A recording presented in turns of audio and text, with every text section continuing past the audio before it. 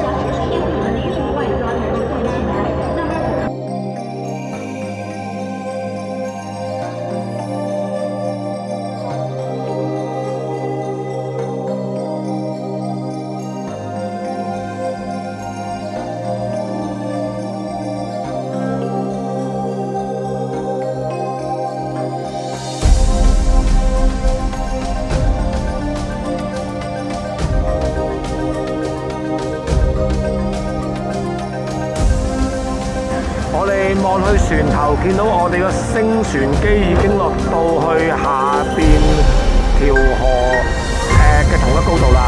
依家等打開個水閘，隻船可以。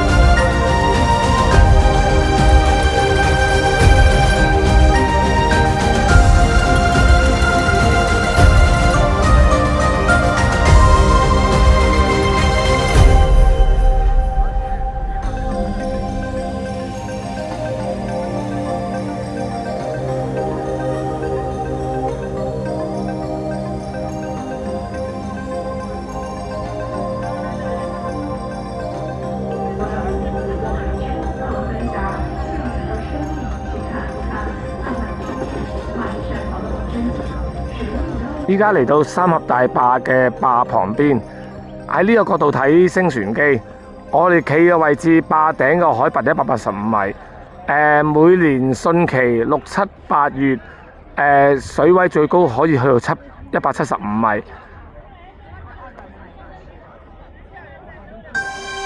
而水位最高同下游嘅落差係110米。依家因為就嚟6月汛期啦，雨季啦，提早放水，放晒啲水放到好低位，預備雨季。